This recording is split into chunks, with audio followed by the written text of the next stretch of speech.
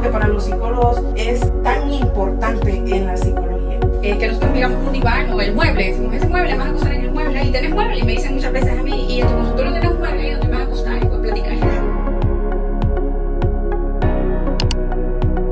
Buenos días, contentísimas de estar aquí con ustedes otra vez en nuestro espacio del diván, tu espacio de bienestar. Hoy tenemos temas buenísimos, espacios increíbles que sabemos que van a ser de muchísimo provecho para cada uno de ustedes. Y bueno, ahora tengo a Tatiana aquí conmigo también, pero también a la licenciada Judith García, psicóloga, que es especialista en el tema que vamos a tratar el día de hoy. Buenos días, ¿cómo están? Hola. Buenos días. Muy bien, ¿y tú? Felices, contentas y pues con invitada especial, ¿verdad? El día de hoy vamos a tocar, a conversar sobre estos temas importantísimos, temas laborales, un poco de la psicología y ustedes pues en su experiencia, licenciada, que pueda aportarnos, ¿verdad? El día de hoy. Un placer poder compartir con ustedes y poder llegar a muchas personas que efectivamente creo que los últimos años después del COVID, muchos temas, gracias a la disponibilidad digital, muchos temas comenzaron a salir a flote y poder unir lo que vamos a conversar hoy aplicado al mundo empresarial, organizacional o social es muy interesante. Así que gracias por la oportunidad. No, encantada, licenciada. Gracias por estar aquí con nosotros. Y bueno, el tema del día de hoy es la persona en el mundo laboral. Platicamos ya fuera de cámaras de esto y por qué la importancia de mantener justamente la altura de la persona ante cualquier espacio de la vida y en este caso en el espacio laboral, dado que cuando se toma en cuenta a las personas en la empresa se llama recurso humano. Entonces vamos a abordarlo desde este tema, pero antes quiero hablar un poquito de usted, por qué está aquí, por qué decidimos que viniera a este espacio. Justamente yo conocí a Judith hace ya un poquito de tiempo, no voy a decir cuántos años, pero ya hace un poquito de tiempo y me sorprendió muchísimo justamente, y les voy a contar pronto lo que pasa. Justamente llegué a un espacio a hacer mi práctica profesional. En ese espacio mi debilidad era, o mi oportunidad para mejorar, que era muy amplia, era justamente la parte industrial, la psicología industrial. Sin embargo, por alguna razón, Judith dijo, bueno, estás floja acá, pero vamos a arreglarlo, vamos a ver qué podemos hacer y yo me voy a encargar de formar esa parte. Y justamente se encargó una semana, me acuerdo, súper ardua para poder trabajar. Dejaba muchísimo espacio porque ella estaba subcontratada en la empresa donde yo entré y dejó tiempo exclusivo para poderme enseñar algunas herramientas valiosas que sigo usando todavía y ya pasó bastante tiempo. Entonces justamente recordé cuando hablamos de la persona en el mundo laboral a Judith, porque me vio como persona, no como profesional en ese momento, ni como la psicóloga que iba a hacer un trabajo o iba a brindar un recurso a la empresa. Entonces, justamente, esa forma cálida con la que conectamos en aquel momento es la que nos hizo traer a nuestra memoria el día de hace unas semanas que programamos este podcast, que era usted la persona indicada para poder estar aquí. Creemos y sabemos que la persona sigue siendo persona independientemente de los papeles y los roles que juega, como mamá, como novia, como hija, como persona laboral, como recurso humano en las empresas, que de hecho ese término recurso humano tal vez lo podamos también tratar porque esto de que me vean como más recurso que persona, vamos a ver qué juego tiene aquí. Entonces, gracias por estar aquí con nosotros, Judith. Micrófono abierto. Yo sé que como lo platicamos, fluye y tenemos algunas preguntas, pero sé que probablemente según vayamos conversando, las preguntas estén siendo respondidas. Claro, bienvenida, claro. Y gracias por estar con nosotros. Gracias, Alba, Tatiana. Realmente que antes de ser profesional, soy persona y creo que tengo conciencia de mi individualidad y de mi dimensión humana como persona desde muy temprana edad, ¿okay? Desde los 13 años comencé a comprender que el mundo funcionaba a través de las relaciones interpersonales, a través de la solidaridad, a través del desarrollo personal.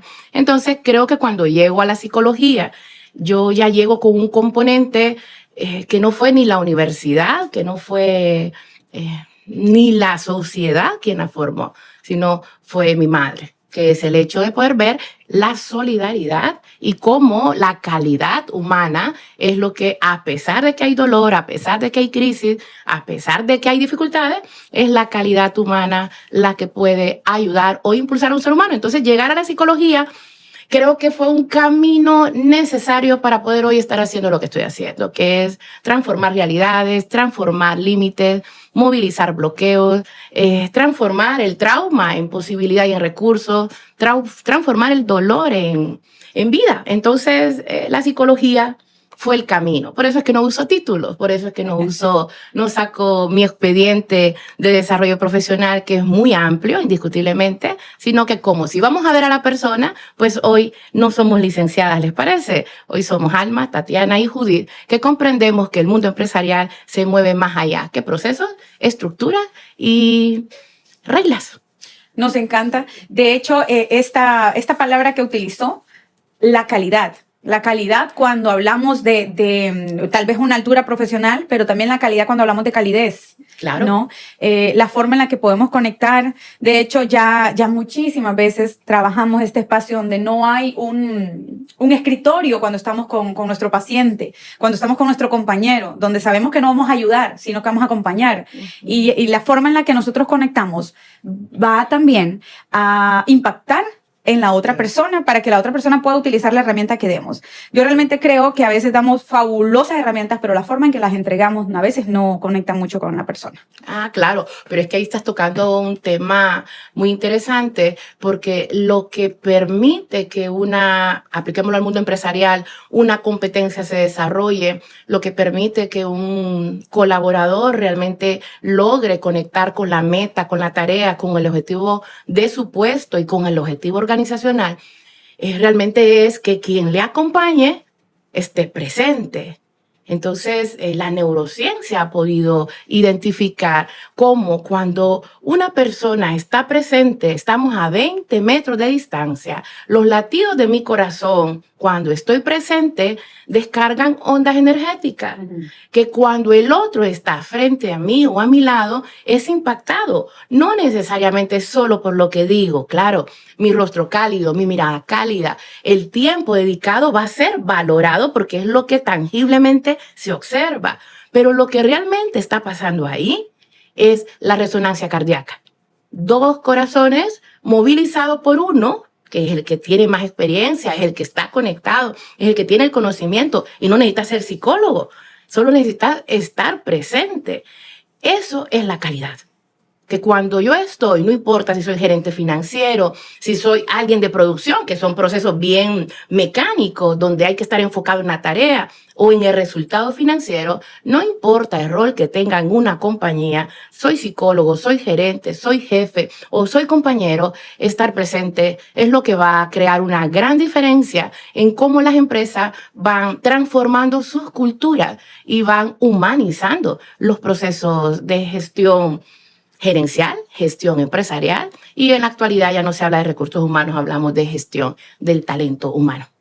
Justamente queríamos comentar o queríamos que usted nos resolviera esta pregunta según su experiencia y sus estudios. ¿Cómo influye el líder en este clima laboral en cuanto a esta calidez, en cuanto a esta forma de conectar, en cuanto a mi rostro, lo que digo? Las intenciones que a veces pueden ser percibidas a través de lo que pueda decir. Puedo decir algo maravilloso, pero podemos sentir o notar cierta intención en las cosas que estamos diciendo. ¿Qué papel tiene el líder bajo este clima laboral? Fíjate que aquí vamos a conectar unos elementos fundamentales y dentro de una semana me han invitado a un congreso internacional en Tegucigalpa donde vamos a abordar justamente la gestión de la cultura o la mirada del talento humano en Honduras desde un enfoque mucho más ampliado, más moderno. Mira, vamos con estar presente, ¿no? Pero es que estar presente va a representar la actitud que la persona, ese líder, va a tener en ese momento del encuentro. Partiendo de lo siguiente, el encuentro puede ser así como un acompañamiento porque tienes una oportunidad de mejora o como puede ser una reunión de trabajo para un seguimiento de una agenda o de una planificación, como también puede ser que este líder está abordando un conflicto, un problema o una amonestación. No importa el escenario en el que ese líder se encuentre, es el que pueda tener conciencia que independientemente el procedimiento que estoy aplicando y sobre todo cuando son disciplinarios, que es cuando el clima se puede ver dañado, afectado, porque es como que humanamente no toleramos la medida correctiva, humanamente rechazamos el llamado de atención porque es que lo asociamos a experiencias del pasado, de la infancia, donde figuras de la autoridad, mamá, papá, influyeron en su modelo de acompañarme para formar comportamientos, conducta o para poderme guiar desde su experiencia pues crearon espacios o entornos no tan acogedores. Entonces, ¿qué pasa? Imagínate, eres líder y vienes de una familia, un espacio familiar donde no se te acogió, que cuando se te formó no era un entorno de respetar a la persona, comprender que eras un niño y como niño no podías o no tenías el parámetro de referencia de cómo actuar en ese momento. Este líder que viene de esta experiencia, ¿qué tipo de ambiente va a generar cuando llame la atención? ¿Qué tipo de acompañamiento va a generar cuando tenga que corregir un informe o un dato mal presentado? Inconscientemente este líder va a repetir, va a replicar el modelo de autoridad que miraba en casa o que miraba en el docente cuando se le quería corregir. Entonces, cuando yo observo, cuando me suelen invitar o me suelen contratar para acompañamientos tipo coaching, para alinear el liderazgo de los líderes, realmente yo no escucho tanto la queja de mi cliente. Voy directamente a: me estoy imaginando qué experiencia de vida tuvo este líder en su infancia que hoy su liderazgo se ve impactado. Entonces, un líder que viene de una historia muy dura, padres muy exigentes, padres muy directivos, no va a poder evitar. Si no ha trabajado el impacto en su vida, va a replicar. Entonces, esto va a generar un clima laboral golpeado por la frialdad del líder, por su dureza, por su forma de llamar o dirigir a los equipos. Por otra parte, si tenemos un líder que es consciente, cuando digo conciencia es autoconocimiento. Es decir, ese líder se da cuenta, tengo un carácter, tengo una sombra, tengo unos límites personales, pero ha logrado contener sus propias sombras, que le llamamos en psicología del mundo organizacional, los factores oscuros, que cuando estoy en estado de tensión puede menguar mi efectividad laboral y como líder.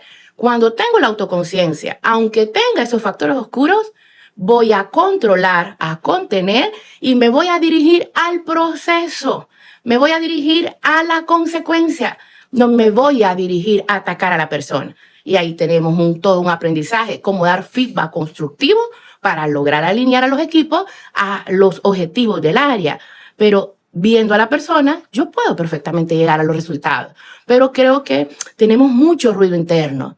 Y ese ruido interno no me deja ver a la persona y llego a los resultados. Y yo les suelo preguntar a los líderes, ¿pero a qué precio? Sí. Y cuando el antecedente está tan marcado en nosotros y no lo hemos trabajado, no hemos podido lidiar con ello, esto nos evita un crecimiento personal y sobre todo poder ser una persona cálida con los demás.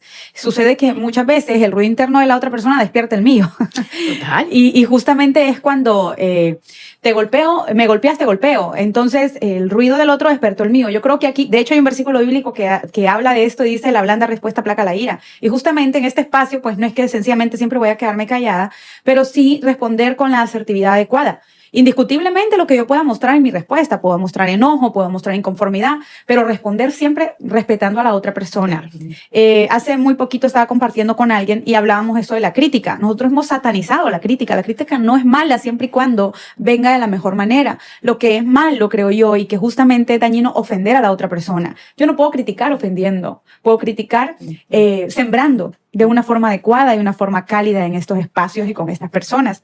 Bien, licenciada, pues Alma comentaba sobre el tema de clima, las críticas, liderazgo incluso. En su experiencia, ¿cuál considera que son los retos más importantes que se tienen en las organizaciones? Porque al final todas las empresas quieren resultados, queremos rendimiento, pero son personas las que llevan los resultados de la empresa. Claro. Entonces, ¿cuáles son los retos que considera usted que tienen las organizaciones para poder equilibrar lo que es la persona con los retos, un liderazgo?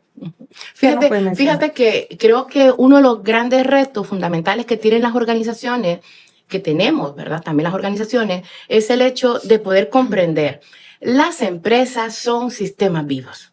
Yo creo que suena tan sencillo, pero ese es un gran reto. Porque al ser sistemas vivos, indica que la primacía no solo puede estar en la gestión, que si tú puedes ver hacia atrás en tu experiencia profesional en el área de recursos humanos, que muchas veces se centran en el proceso, se centran en la política, se centran en los manuales, se centran en lo, como yo le llamo como el caparazón, que sí es importante, pero como bien decía, son las personas. Entonces, primer reto y desafío, las empresas son sistemas vivos. Y como son sistemas vivos, hace unos minutos les mencionaba el reto del líder, cómo sus factores oscuros pueden limitar. Pero aquí hay otro elemento. El colaborador también tiene factores oscuros. Y a veces creo que un segundo reto que tiene capital humano, centrándonos en capital humano, es que muchas veces o tiene los ojos puestos mucho en el líder, o tiene los ojos puestos mucho en el colaborador. Y es comprender que si las organizaciones son sistemas vivos, mi enfoque está en toda la estructura organizacional, independiente de su nivel jerárquico. El nivel jerárquico solo está ahí para organizar, dinamizar, viabilizar el poder. El poder, entendiendo el poder como el control necesario para que la gestión fluya. Pero si yo centro mi interés solo en la base, los operarios, por ejemplo, los asistentes, el personal que considero que tiene mayor necesidad de mi atención, voy a olvidar que el líder también la tiene. Voy a olvidar que el gerente también la tiene. Y voy a olvidar que los dueños y el socio también la tienen. Entonces creo que el reto segundo más grande que tienen las organizaciones es comprender que somos más que una jerarquía y que somos un ecosistema. Y como ecosistema, cada uno de los miembros que lo integran deben ser atendidos. Y cada uno de esos miembros tiene factores oscuros. Los inversores tienen factores oscuros. Los dueños tienen factores oscuros. Los líderes tienen factores oscuros. El colaborador tiene un factor oscuro. Ese creo que es el tercer gran reto. ¿Cómo poder atender la continuidad del negocio? Porque no podemos perder de vista que una empresa existe para continuar en el tiempo. Entonces la rentabilidad es necesaria, porque esa rentabilidad es lo que va a permitir pagar los programas de bienestar, es lo que va a permitir pagar los programas de coaching, es lo que va a permitir desarrollar competencias, es lo que va a permitir transformar la vida de esas personas, el tiempo de estadía que estén en esa organización. Entonces no nos podemos pelear con lograr los objetivos, lograr la rentabilidad, lograr todo el crecimiento financiero, que creo que ese es el gran reto de capital humano. Que pareciera, es que solo están viendo los números. Es que si no se miran los números, no tenemos recursos. Eso sí, ¿desde dónde voy a ver los números? Desde el sistema es un ser vivo. Las jerarquías no es para poder de control, sino para gestión y seguimiento, y que las personas, no importa su posición dentro de la organización, contribuyen al logro de los objetivos, pero necesitan ser acompañadas, dinamizadas, escuchadas y transformadas para poder acompañar a esa empresa a continuar en el mercado en el paso del tiempo. Muy bien, excelente, gracias, licenciada. Fíjese que, en las empresas, muy pocas empresas realmente contratan psicólogos, porque hablaba Alma del rol del psicólogo, ¿verdad? Mencionó en algún momento, para ver desde este punto de vista, ¿verdad? Generalmente, pues los psicólogos son contratados para reclutamiento y selección, porque la misma profesión permite que vea un poco más allá de solamente un papel. Sin embargo, hay algunas empresas que ya ahora este tema de la psicología, ya el tema de humanos con recursos ya es mucho más fuerte que antes, ¿verdad? Antes recursos humanos era contratar, despedir y pagar. Ahora recursos humanos está trabajando fuertemente con personas como usted, ¿verdad?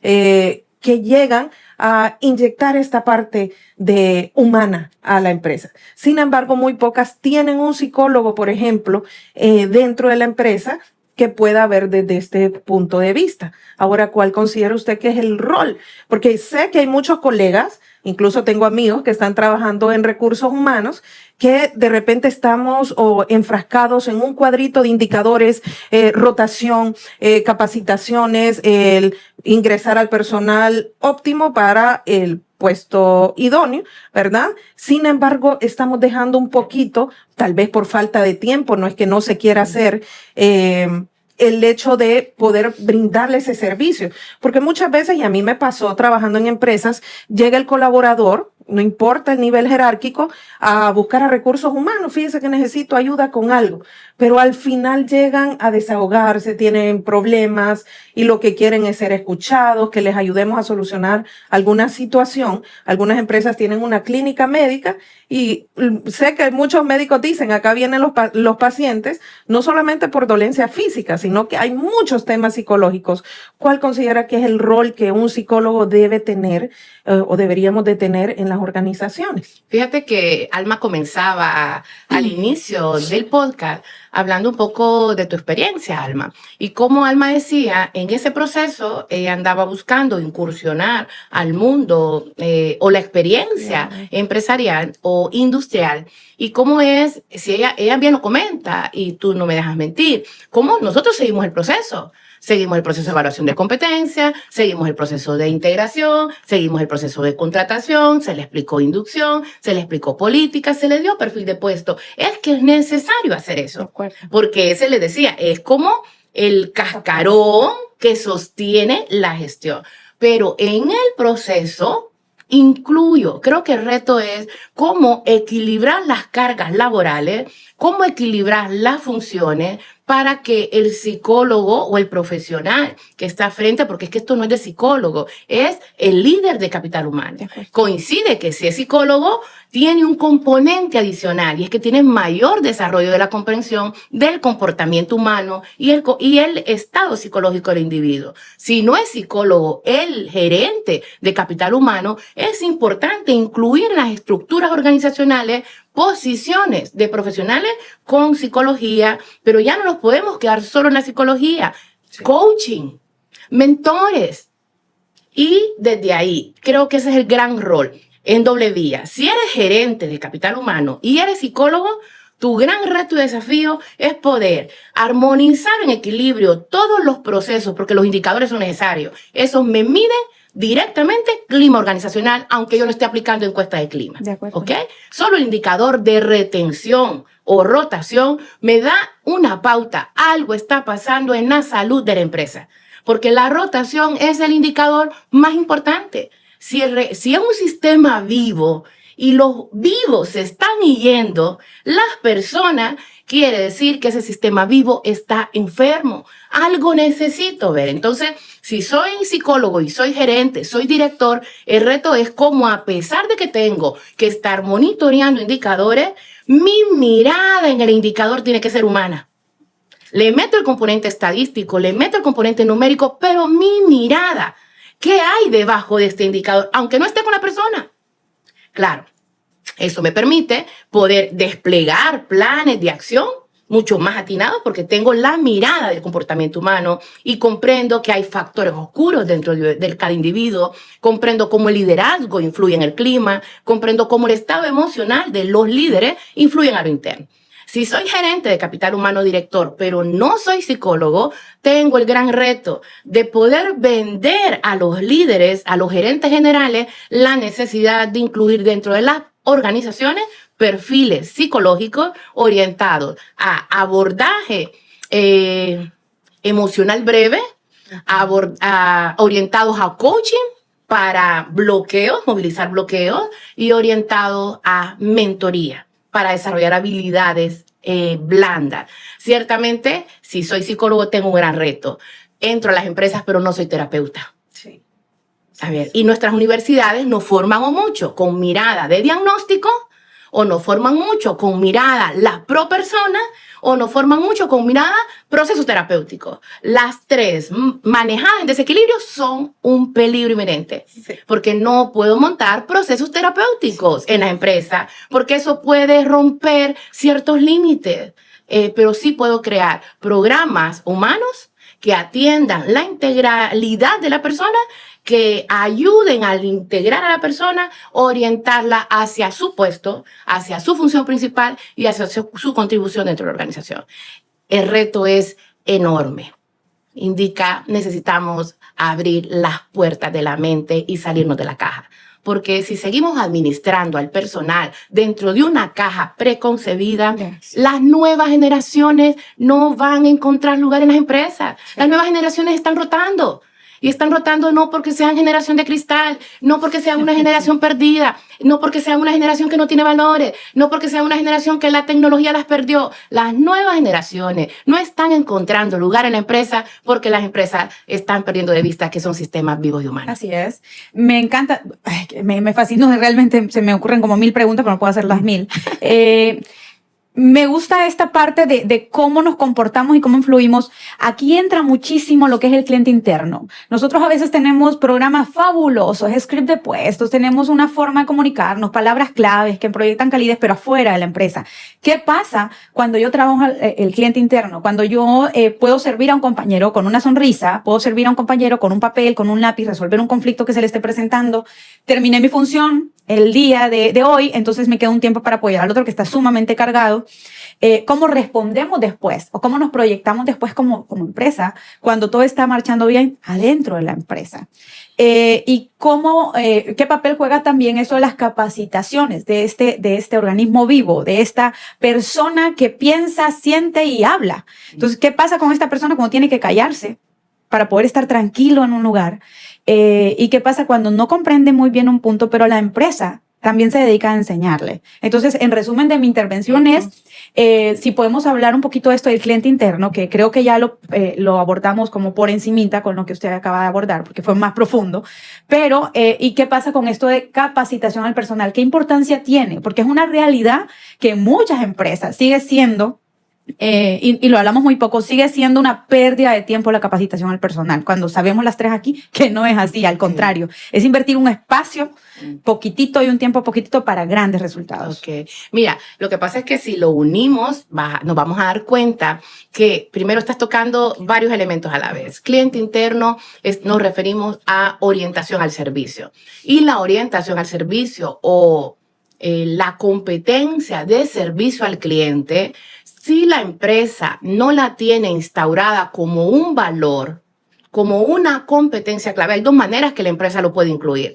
O la incluye como un valor o la incluye como una competencia. Si es un valor, sería orientación al servicio. Y si es una competencia, sería servicio al cliente. Cuando la empresa lo tiene instaurado en su ADN, creará programas de formación y de desarrollo de habilidades porque, lo siento, la orientación al servicio es una competencia aprendida en casa. Sí. Pero ¿cómo un colaborador va a traer la orientación al servicio si posiblemente en casa no había ni para comer? Que en casa había que hacer gran esfuerzo para poder ir al colegio, a la universidad y había mucha rabia y enojo porque estaba limitado. ¿Cómo voy a formar en orientación al servicio en casa si tuve que escoger una carrera que a lo mejor no era mi orientación vocacional? Era lo que se permitía porque era el recurso disponible. Entonces, se pretende a veces que el colaborador traiga competencias que son blandas, y son blandas porque esas se aprenden en casa. Y si en casa no se desarrolló, no es porque mamá o papá hizo mal su función, es porque dieron lo que se pudo y hasta donde se pudo. Sí. Creo que obviamos eso. Ahí es donde no miramos que la empresa es un sistema vivo. Segundo, si nuestro modelo de educación como sistema público o como sistema educativo, políticamente hablando, no cuenta con un modelo de desarrollo por competencia, lo siento mucho. Ese país, ese sistema educativo, sea Honduras, Centroamérica, El Salvador, sea México, no importa la parte del mundo que nos escuche, si ese sistema educativo no tiene un modelo de competencia basado a los nuevos enfoques de la globalización y la tecnología, lastimosamente no va a poder egresar un perfil que dé respuesta a las empresas. Mira, tu pregunta es más profunda de lo que tú puedes imaginar. Entonces, ¿qué pasa? Desde ese enfoque, el colaborador llega sin competencias blandas. Entonces, la empresa que es socialmente responsable debería. Yo tengo una premisa, Alma, y te voy a decir, y Tatiana, yo creo que todas las personas son buenas. Sí. Y creo que todos los empresarios también lo son. Y creo que todos los inversores tienen buenas intenciones, solo que también cargan heridas, factores oscuros que no les permiten. Entonces, como responsabilidad social empresarial, más allá de un sello, más allá de una filantropía, realmente darme cuenta, el tiempo que un colaborador esté dentro de nuestra estructura, ¿qué le voy a dar a ese colaborador? No solo para que logre nuestros objetivos, sino que mañana que tenga que partir hacia otro mejor puerto, porque solo el sistema familiar es un vínculo que no podemos romper. En las empresas los vínculos no son eternos. Por necesidad de crecimiento, algunos colaboradores necesitan irse. Su ciclo acabó. Sí. ¿Qué se va a llevar a ese colaborador más allá de un salario? Que le sirva, no importa qué empresa va a ir. ¿Y qué va a dejar también en ¿Y la empresa? qué va a dejar a la empresa? Entonces aquí entra el proceso de capacitación. Entonces mira, va a depender del nivel y momento de madurez de la organización para hablar. ¿Tiene la madurez para capacitar, formar o desarrollar competencias? Son tres cosas, parece lo mismo, pero no es lo mismo. Si la compañía tiene madurez y tiene robustecido sus finanzas, puede llegar hasta desarrollo de competencias. Pero si es una inmadurez donde apenas está creciendo y madurando en procesos y en gobernanza corporativa, entonces esa empresa va a capacitar. Creo que a veces los programas de entrenamiento no son efectivos porque los líderes de capital humano y las personas enfocadas en desarrollar habilidades no están siendo realistas. Si hay recursos disponibles, llevemos formación hasta desarrollo de competencias. Si los recursos son limitados, vamos a quedar nuestra capacitación. Y aquí viene un gran reto. ¿Por qué no funcionan?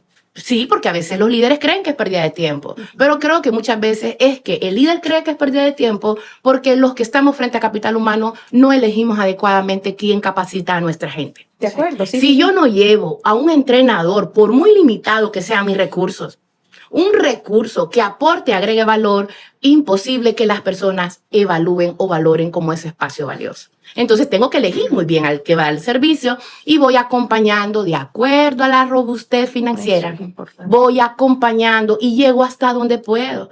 A veces estamos liderando capital humano y queremos soñar en grande y tenemos derecho, pero tenemos que comprender que nuestros sueños van a llegar alineados a la misión de la empresa y alineados al capital que la empresa tiene disponible para poder desarrollar a sus colaboradores. Excelente.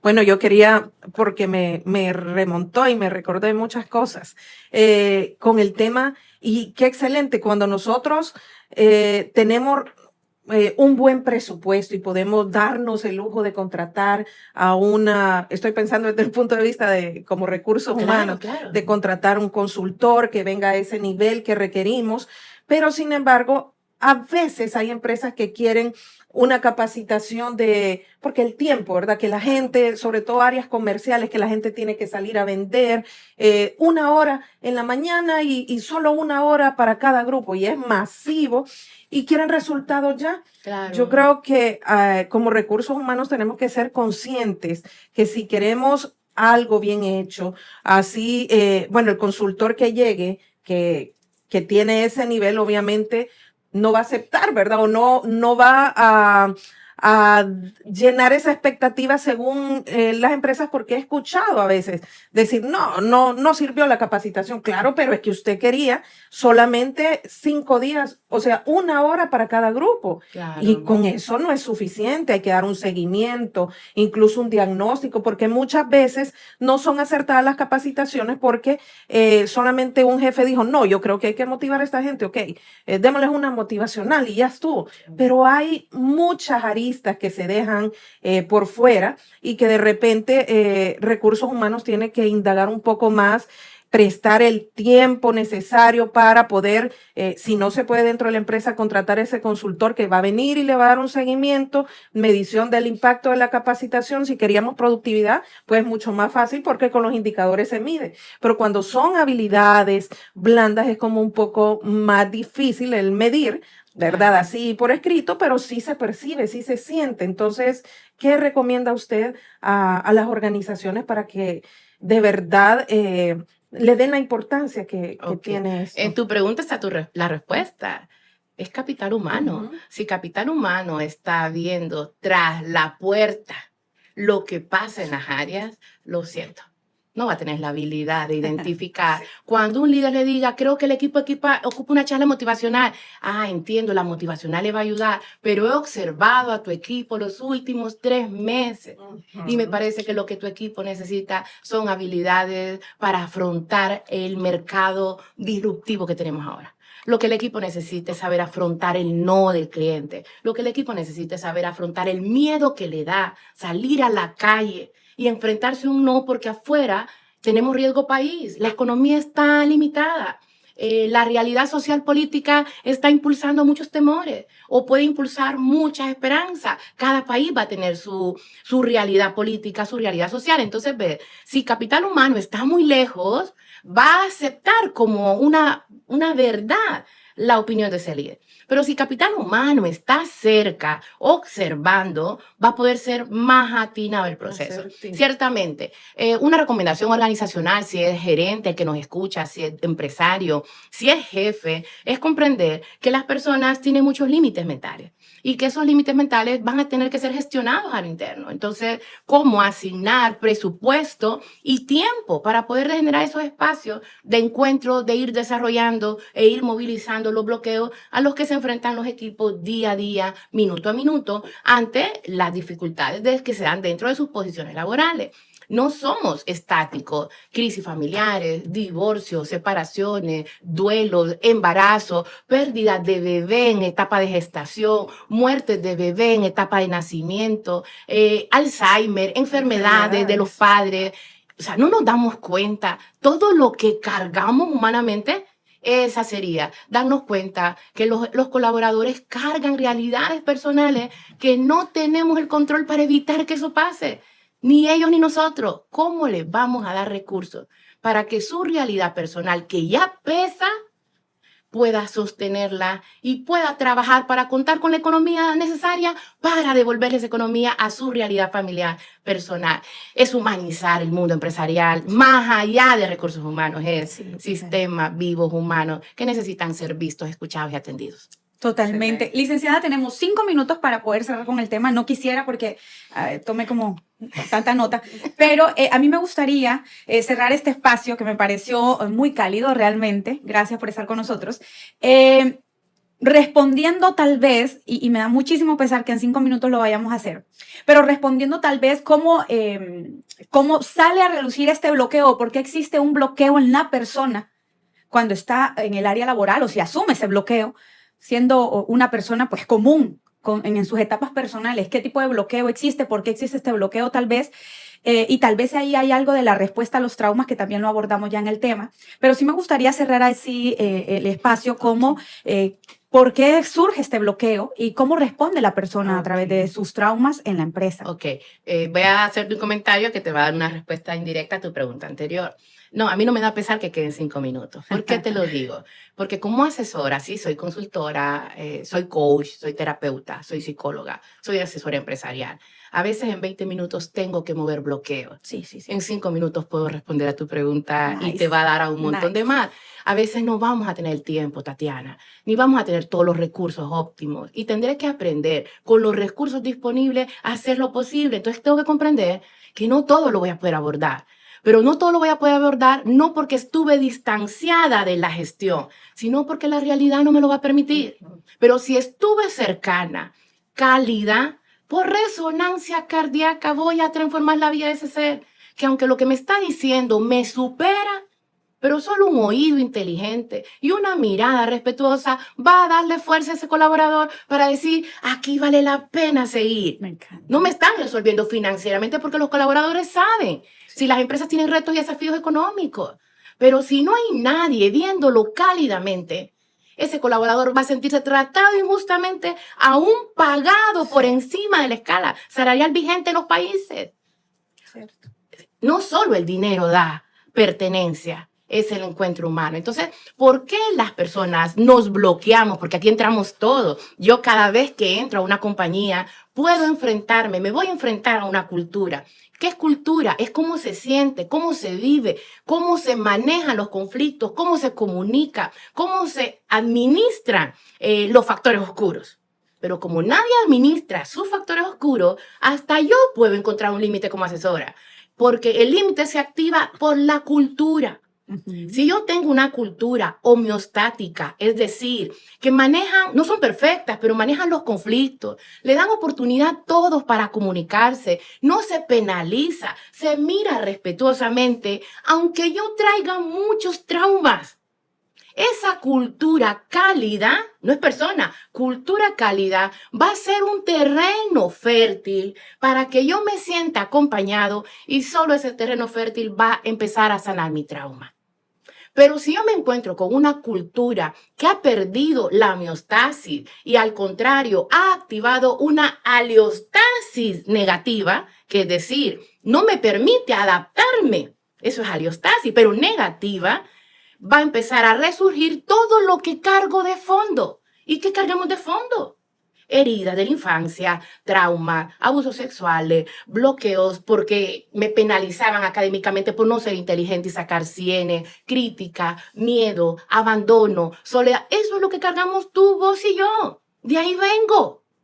Pero si la empresa, que es consciente que todos los humanos cargamos eso, no cuida la manera de ejercer el liderazgo, no cuida la forma como se administra la tarea, no cuida el equilibrio entre meta, rendimiento, indicador y persona, todo mi miedo más profundo que ni me doy cuenta, va a empezar a resurgir, factor oscuro, y me voy a bloquear. Sí. Y es lo que hablamos, se bloquea la efectividad laboral.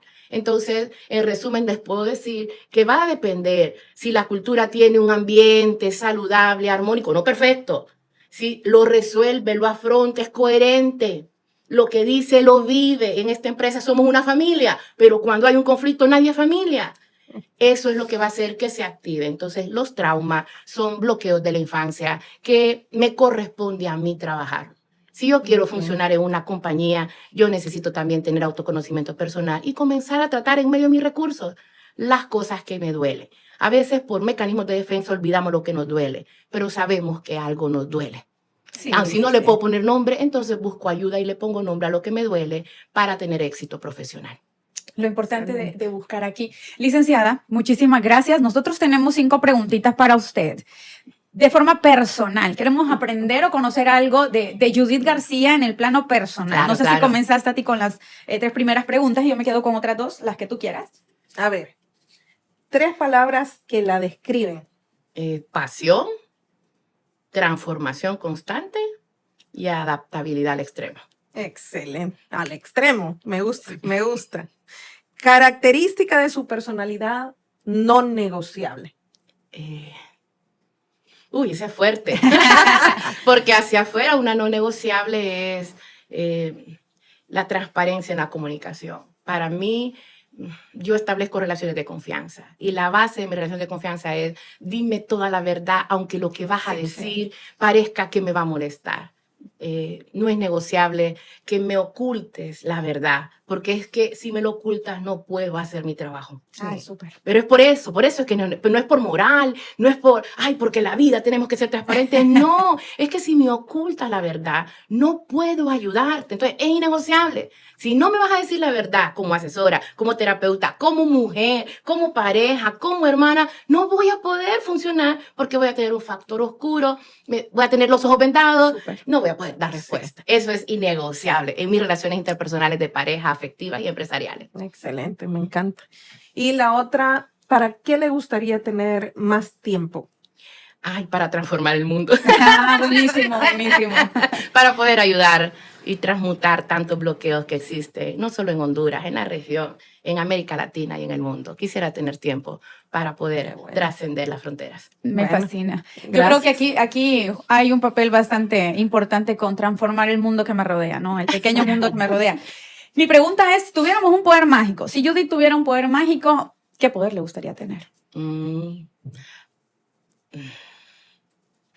Es que no, ninguno, porque creo que los tengo todos. He sabido desarrollarlo, pero si tuviera un poder mágico, trasladarme en el tiempo. Me llega. En dimensión a dimensión y estar en diferentes lugares al mismo tiempo.